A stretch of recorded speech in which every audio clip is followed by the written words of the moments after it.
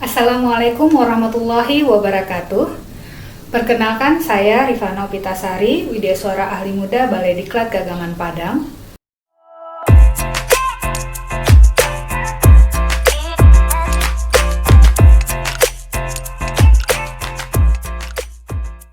Materi yang kita bahas kali ini adalah pengukuran dan evaluasi kinerja.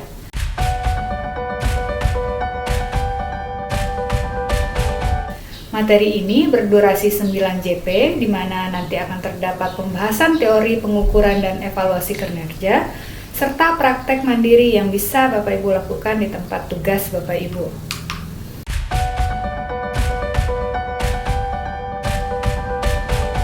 Pengukuran kinerja dapat disebut sebagai kegiatan manajemen, khususnya membandingkan tingkat kinerja yang dicapai dengan standar, rencana, atau target dengan menggunakan indikator kinerja yang telah ditetapkan. Setiap akhir periode, instansi melakukan pengukuran pencapaian target kinerja yang ditetapkan dalam dokumen perjanjian kinerja.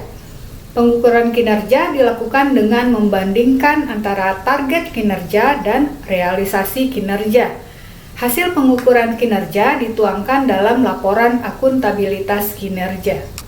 Pengukuran kinerja termasuk fondasi utama penerapan manajemen kinerja.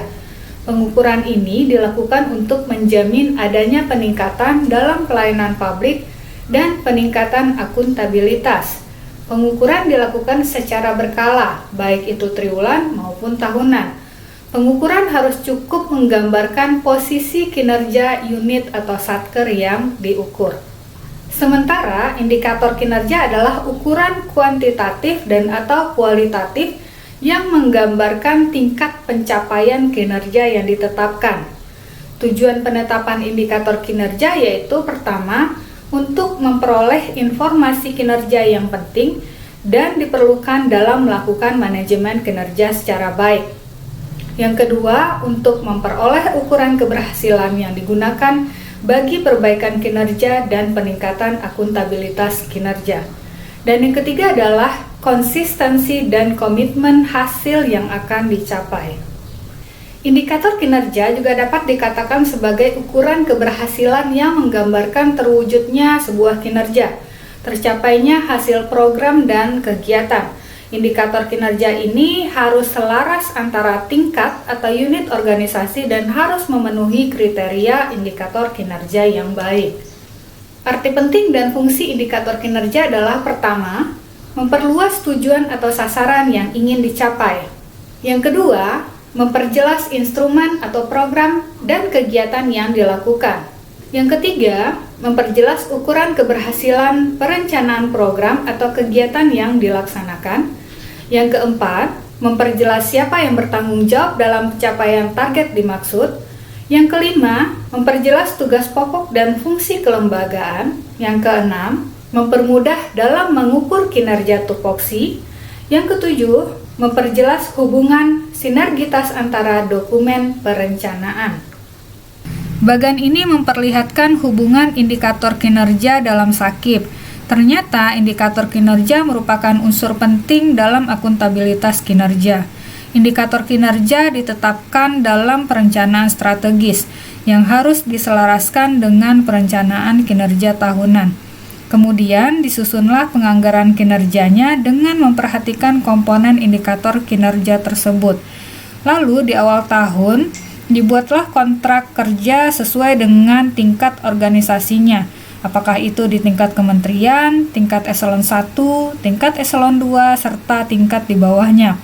Setiap periode, apakah itu triwulan maupun tahunan, dilakukan pengukuran kinerja berdasarkan indikator kinerja yang sudah ditetapkan, serta dilakukan juga evaluasi. Terakhir, kinerja tersebut dilaporkan ke setiap tingkat di atasnya, sehingga semua kembali lagi menjadi perencanaan kinerja yang merupakan siklus yang selalu berputar. Tipe indikator kinerja dapat kita klasifikasikan berdasarkan ukuran berikut ini. Yang pertama adalah kualitatif. Kualitatif ini menggunakan skala, misalnya baik, cukup, atau kurang. Yang kedua adalah kuantitatif absolut, yaitu ukuran yang menggunakan angka absolut, misalnya 30 orang atau 80 unit. Yang ketiga adalah persentase, yaitu ukuran yang menggunakan angka persentase, misalnya 50%, 100%, dan sebagainya. Berikutnya, rasio, yaitu ukuran yang membandingkan antara absolut dengan angka absolut lain yang terkait. Misalnya, rasio jumlah guru dibandingkan dengan jumlah murid. Kemudian, ukuran rata-rata, yaitu angka rata-rata dari suatu populasi atau total kejadian. Misalnya, rata-rata biaya pelatihan per peserta dalam suatu diklat. Dan yang terakhir adalah ukuran indeks atau angka patokan dari beberapa variabel kejadian berdasarkan suatu rumus tertentu. Misalnya, indeks harga saham, indeks pembangunan manusia, indeks kepuasan layanan, dan sebagainya. Sementara satuan indikator kinerja dapat berupa jumlah yang berupa buah atau unit atau set. Kemudian nilai uang, rupiah, dolar, pound sterling, dan sebagainya. Kemudian ada persentase dalam bentuk persen per 100. Dan rasio itu seperti titik 2, itu perbandingan. Serta perubahan angka rasio atau persentase perubahan. Nah, ini bersifat inkremental. Untuk jenis indikator kinerja, kita dapat bedakan dalam 6 kategori berikut. Yang pertama, masukan atau input, yaitu segala sesuatu yang dibutuhkan dalam rangka menghasilkan keluaran atau output. Yang kedua adalah indikator input atau IK input, yaitu alat ukur yang mengindikasikan keberhasilan penggunaan input. Yang ketiga adalah keluaran atau outputs, adalah segala sesuatu berupa produk atau jasa, fisik dan atau non-fisik, sebagai hasil langsung dari pelaksanaan suatu kegiatan dan program berdasarkan masukan yang digunakan. Yang keempat adalah indikator kinerja keluaran atau output, yaitu alat ukur yang mengindikasikan keberhasilan pencapaian keluaran atau output dari suatu kegiatan. Yang kelima, hasil atau outcomes, yaitu segala sesuatu yang mencerminkan berfungsinya keluaran atau output atau manfaat dari keluaran atau output kegiatan atau program. Namun, outcome ini dapat dikelompokkan menjadi 3 hal. Yang pertama adalah immediate outcome atau jangka pendek, yang kedua intermediate outcome atau jangka menengah, dan yang ketiga adalah ultimate outcome atau jangka panjang. Dan yang terakhir, yang keenam adalah indikator kinerja outcome, yaitu alat ukur yang mengindikasikan keberhasilan pencapaian hasil atau outcome dari suatu program atau beberapa program karena adanya output kegiatan. Nah, berikut kita masuk pada indikator kinerja utama atau IQ. Indikator kinerja utama atau IQ adalah ukuran keberhasilan yang menggambarkan kinerja utama sesuai dengan tusi serta mandat atau core bisnis yang diemban. IQ dipilih dari indikator kinerja yang berhasil diidentifikasi dengan memperhatikan proses bisnis organisasi dan kriteria indikator kinerja yang baik. IQ ditetapkan oleh menteri sebagai dasar penilaian untuk setiap tingkat organisasi. Indikator kinerja atau IK pada tingkat kementerian paling sedikit harus memuat indikator hasil atau outcome sesuai dengan kewenangan dan tusi kementerian. Sementara indikator kinerja eselon 1 setidaknya memuat indikator hasil dan atau keluaran yang setingkat lebih tinggi dari keluaran unit kerja di bawahnya. Sedangkan indikator kinerja eselon 2 dan unit satker di bawahnya paling sedikit memuat indikator keluaran output. Kita bisa lihat contoh tabel perjanjian kinerja dan pengukuran kinerja di sini. Pada tabel perjanjian kinerja terdapat sasaran strategis, indikator kinerja, target, program atau kegiatan, serta anggarannya. Dan di sini ditandatangani oleh atasan langsung dan pimpinan satker. Sementara pada pengukuran kinerja terdapat sasaran strategis, indikator kinerja, target, realisasi, dan persentase. Kita lihat contohnya. Sasaran strategisnya adalah meningkatnya aksesibilitas masyarakat kurang mampu terhadap sarana pendidikan. Kemudian indikator kinerjanya adalah persentase pemegang kartu PIP yang mendapatkan layanan pendidikan dan targetnya 80%. Nah, ini harus sama sesuai dengan kolom yang ada pada perjanjian kinerja terhadap pengukuran kinerja. Nah, setelah waktu berjalan, maka didapatlah realisasinya. Dan ini adalah persentase pencapaian target untuk sampai saat itu. Ada beberapa kriteria indikator kinerja yang baik yang harus kita perhatikan dalam mengukur kinerja. Yang pertama adalah spesifik. Indikator kinerja harus dapat menggambarkan sesuai dengan kespesifikan dari hasil program dan kegiatan yang akan diukur. Misalnya, kualitas pendidikan yang diukur dengan angka kelulusan atau APK atau APM. Nah, yang kedua dapat diukur atau measurable. Indikator kinerja dapat diukur secara objektif, baik yang bersifat kualitatif maupun kuantitatif. Jika ada dua pihak atau lebih, mereka harus bisa mengukur hasilnya dalam jumlah atau indikator yang sama. Yang ketiga adalah dapat dicapai atau attainable atau achievable, yaitu indikator kinerja dalam lingkup kendali sesuai tusi dan mampu menyediakan datanya secara tepat dan akurat. Yang keempat adalah relevan atau sesuai dengan kinerja atau hasil yang diukur. Relevan di sini dimaksud adalah indikator kinerja harus menggambarkan sedekat mungkin kesesuaiannya dengan hasil apa yang akan diukur. Misalnya, input relevan dengan indikator kinerja input. Output relevan dengan indikator kinerja output. Outcome relevan dengan indikator kinerja outcome. Yang kelima adalah berjangka waktu tertentu atau time bound. Di sini dimaksudkan adalah indikator kinerja itu harus mempertimbangkan periode waktu tertentu dalam pencapaiannya. Dan yang terakhir adalah dapat dipantau dan dikumpulkan atau trackable, yaitu dapat ditelusuri secara jelas sumber datanya. Mari kita lihat tabel berikut ini sebagai perbandingan. Nah, meningkatnya kualitas kehidupan umat beragama, kemudian diukur dengan jumlah umat beragama yang aktif pada rumah ibadah dan jumlah rumah ibadah yang melaksanakan kegiatan sosial keagamaan. Kemudian ada juga sasaran strategisnya meningkatnya kualitas pelayanan keagamaan, diukur dengan jumlah sasaran rumah ibadah yang memenuhi standar, kemudian jumlah penyuluh agama yang memenuhi kompetensi, jumlah KUA yang memenuhi standar, jumlah penghulu yang memenuhi kompetensi, dan indeks kepuasan layanan jemaah haji dalam negeri. Nah, kita bandingkan dengan tingkat kespesifikannya. Dilihat di sini meningkatnya kesejahteraan masyarakat, kemudian indikator kinerjanya jumlah masyarakat yang sejahtera.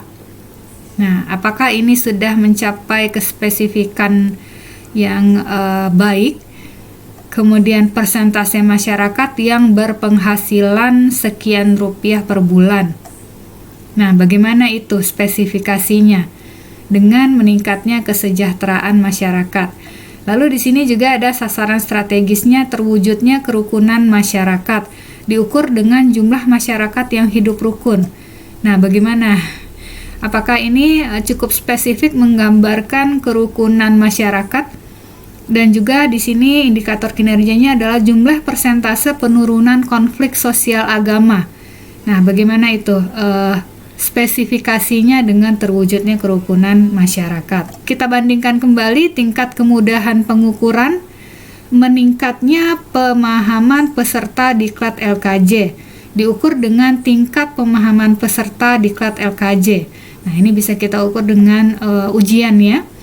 Kemudian jumlah peserta diklat yang mampu menyusun LKJ dari peserta tadi yang terdaftar, kemudian diukur terakhir bagaimanakah mereka bisa menyusun sebuah LKJ. Berapa banyak peserta yang bisa menyusun LKJ. Nah, ini mudah ya untuk diukur.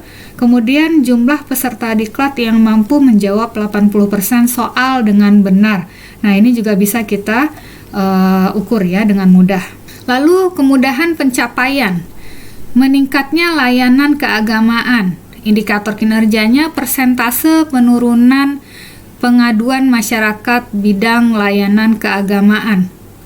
Nah, ini dibandingkan dengan tahun sebelumnya ya, mungkin. Kemudian persentase pengaduan masyarakat yang ditangani. Nah, bagaimana tindak lanjut atas pengaduan masyarakat yang telah terjadi gitu? Apakah mudah untuk dicapai indikator ini? Kemudian mengenai keterkaitan ya. Keterkaitan di sini ada sasaran strategis menurunnya penduduk miskin diukur dengan jumlah kajian tentang efektivitas bantuan langsung tunai atau BLT. Nah, kita lihat ini sepertinya masih kurang relevan dengan penurunan penduduk miskin ya. Kemudian yang kedua ukurannya adalah persentase penduduk berpenghasilan kurang dari 2 US dollar per hari. Nah, ini mungkin masih bisa kita lakukan survei kalau di sini ya. Kemudian sasaran strategis berikutnya kita lihat adalah meningkatkan taraf pendidikan masyarakat di Provinsi X. Indikator kinerjanya jumlah sekolah yang menerima hibah pendidikan. Jumlah sekolah yang menerima hibah pendidikan. Ini bisa kita nilai sepertinya masih kurang relevan dengan peningkatan taraf pendidikan masyarakat ya. Kemudian persentase murid tingkat SLTA yang lulus dengan NEM di atas standar nasional. Nah, kalau ini bisa lebih relevan pada peningkatan taraf pendidikan masyarakat. Kemudian persentase lulusan sekolah kejuruan yang diterima bekerja sesuai dengan jurusannya. Nah, ini juga cukup relevan dengan peningkatan taraf pendidikan masyarakat ya. Nah, di sini kita bisa mengukur time bound-nya atau pengukuran waktunya. Di sini ada produksi padi, dirasa ini kurang tepat ya, lebih baik produksi padi per musim panen. Kemudian juga ada di sini persentase penurunan beban pencemaran akibat kendaraan. Nah, yang lebih baik adalah persentase penurunan kadar gas CO2 akibat kendaraan angkutan umum yang diuji selama tahun 2000X. Nah, jadi ada time bound-nya. Nah, bagaimana cara menghitung capaian kinerja? Jadi pertama ada kriterianya, semakin tinggi realisasi penunjukan pencapaian kinerja yang semakin baik, maka rumusnya adalah persentase tingkat capaian sama dengan realisasi dibagi dengan target dikali 100%. Nah, jika semakin tinggi realisasi itu menunjukkan semakin rendahnya pencapaian kinerja, maka rumus yang digunakan adalah persentase tingkat capaian sama dengan target dikurang dalam kurung realisasi dikurang target. Kemudian dibagi dengan target itu sendiri, baru dikali dengan 100%. Ketika kita memonitoring kinerja setiap unit kerja, dimulai dari organisasi kementerian dan lembaganya, kita harus memahami dulu indikator kinerja yang ada di kementerian atau lembaga tersebut, yang kemudian nanti didistribusikan ke unit-unit organisasinya. Intinya, indikator kinerja yang ada di kementerian atau lembaga itu akan terpenuhi realisasinya atau targetnya oleh unit-unit organisasi yang ada di bawahnya. Jadi, kementerian dan lembaga akan memiliki sebuah target yang besar dan kemudian nanti dibagi-bagi kepada unit-unit kerja di bawahnya. Nah, untuk memonitornya, kemudian nanti kementerian dan lembaga akan melihat atau mengukur realisasi yang sudah dilaksanakan unit-unit organisasi di bawahnya dan dikumpulkan sehingga menjadi pencapaian atau performance dari kementerian dan lembaga.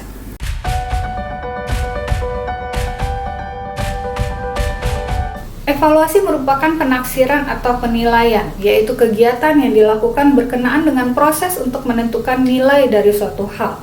Sedangkan evaluasi kinerja adalah suatu metode dan proses penilaian serta pelaksanaan tugas seseorang atau sekelompok orang atau unit-unit kerja dalam satu perusahaan atau organisasi sesuai dengan standar kinerja atau tujuan yang ditetapkan terlebih dahulu. Sementara evaluasi atas implementasi SAKIP merupakan aktivitas analisis yang sistematis dalam bentuk pemberian nilai, atribut, apresiasi, dan pengenalan permasalahan, serta pemberian solusi atas masalah yang ditemukan untuk tujuan peningkatan akuntabilitas kinerja. Tujuan evaluasi kinerja yaitu pertama, menilai efektivitas pencapaian hasil atau outcome terhadap sebuah rencana. Yang kedua, menilai efisiensi penggunaan sumber daya dalam menghasilkan output. Yang ketiga, menilai apakah kualitas hasil telah memenuhi keinginan atau kepuasan stakeholder. Yang keempat, menilai apakah output yang dihasilkan sesuai dengan waktu yang ditetapkan. Yang kelima, mengenali kendala dan permasalahan yang dihadapi. Yang keenam, menilai ketepatan target. Yang ketujuh, menilai ketepatan indikator kinerja. Dan terakhir, menilai ketepatan pemilihan strategi dalam mencapai tujuan dan sasaran. Nah, untuk tertibnya pelaksanaan evaluasi implementasi SAKIP, Kementerian Agama telah menerbitkan Keputusan Menteri Agama nomor 511 tahun 2016 tentang juknis pelaksanaan evaluasi implementasi SAKIP. Yang tujuannya adalah pertama, memperoleh informasi tentang implementasi SAKIP, kemudian menilai akuntabilitas kinerja unit kerja, memberikan saran perbaikan untuk peningkatan kinerja dan penguatan kelembagaan akuntabilitas kinerja unit kerja, serta memonitor tindak lanjut rekomendasi hasil evaluasi periode sebelumnya. Nah, berdasarkan KMA tersebut pula, komponen penilaiannya ada 5. Perencanaan kinerja sebesar 30%, pengukuran kinerja sebesar 25%, pelaporan kinerja 15%, evaluasi kinerja 10%, dan capaian kinerja 20%. Nah, kita lihat komponen dan subkomponen penilaiannya. Untuk perencanaan kinerja itu bobotnya 30%, terdiri dari rencana strategis, 10% yang meliputi pemenuhan renstranya 2%, kualitas renstra 5%, dan implementasi renstra 3%. Serta perencanaan kinerja tahunan 20% yang meliputi pemenuhan RKT 4%, kualitas RKT 10%, dan implementasi RKT 6%. Untuk komponen pengukuran kinerja 25% terdiri dari pemenuhan pengukuran 5%, kualitas pengukuran 12,5%, dan implementasi pengukuran 7,5%. Sementara pelaporan kinerja 15% terdiri dari pemenuhan pelaporan 3%, kualitas pelaporan 7,5%, dan pemanfaatan pelaporan 4,5%. Sementara evaluasi internal terdiri dari 10%, yaitu pemenuhan evaluasi 2%, kualitas evaluasinya 5%, dan pemanfaatan hasil evaluasinya 3%. Dan terakhir adalah capaian kinerja itu sendiri sebesar 20% yang terdiri dari kinerja yang dilaporkan atau outputnya itu 5%, kinerja yang dilaporkan yang terdiri dari outcome itu adalah 10%, dan kinerja tahunan berjalan atau benchmarknya itu adalah 5%. Nah, kategori dan interpretasi penilaiannya untuk predikat AA, yaitu nilainya besar dari 90 hingga 100, ini adalah sangat memuaskan. Kemudian untuk predikat A, itu nilainya lebih besar dari 80 hingga 90, interpretasinya adalah memuaskan, kemudian memimpin perubahan, berkinerja tinggi, dan sangat akuntabel. Kemudian predikat BB, nilainya besar dari 70 hingga 80, interpretasinya sangat baik, akuntabel, berkinerja baik, memiliki manajemen kinerja yang andal. Kemudian predikat B dengan nilai lebih besar dari 60 hingga 70, interpretasinya baik, kemudian akuntabilitas kinerjanya sudah baik, memiliki sistem yang dapat digunakan untuk manajemen kinerja dan perlu sedikit perbaikan. Untuk predikat CC, nilainya besar dari 50 hingga 60, interpretasinya adalah cukup memadai, kemudian akuntabilitas kinerjanya cukup baik, taat kebijakan, memiliki sistem yang dapat digunakan untuk memproduksi informasi kinerja, dan perlu perbaikan tidak mendasar. Untuk predikat C, nilainya besar dari 30 hingga 50, interpretasinya kurang, kemudian sistem dan tatanan kurang dapat diandalkan, memiliki sistem untuk manajemen kinerja, tapi perlu banyak perbaikan minor dan perbaikan mendasar. Sementara yang terakhir adalah predikat D, nilainya 0 hingga 30.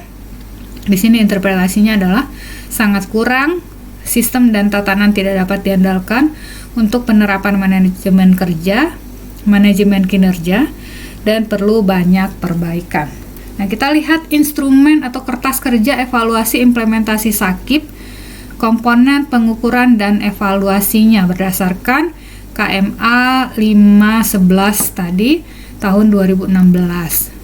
Untuk pengukuran kinerja, indikasinya adalah telah terdapat indikator kinerja utama atau IKU sebagai ukuran kinerja secara formal. Yang kedua, telah terdapat ukuran kinerja tingkat eselon 3 dan 4 sebagai turunan kinerja atasannya. Yang ketiga, terdapat mekanisme pengumpulan data kinerja. Dan yang keempat, indikator kinerja utama telah dipublikasikan.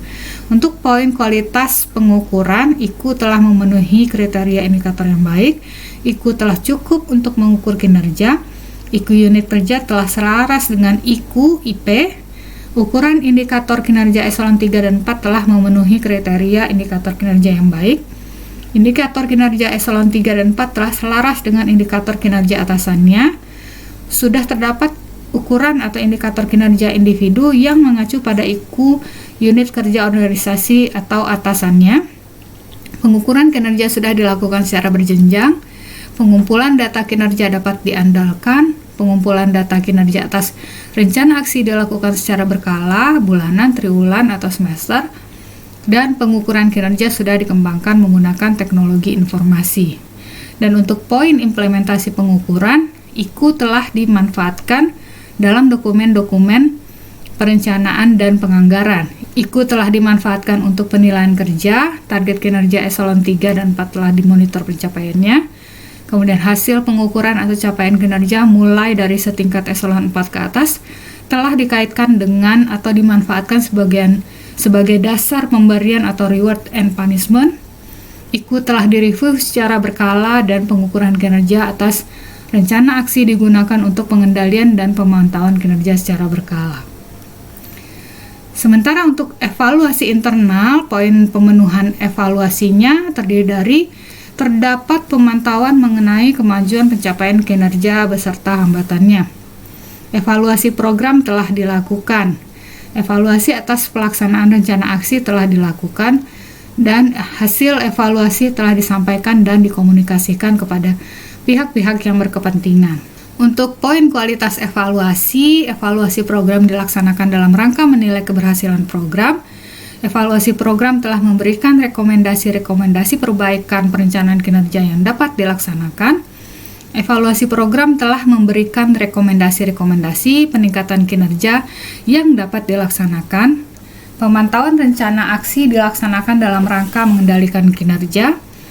Pemantauan rencana aksi telah memberikan alternatif perbaikan yang dapat dilaksanakan, serta hasil evaluasi rencana aksi telah menunjukkan perbaikan setiap periode.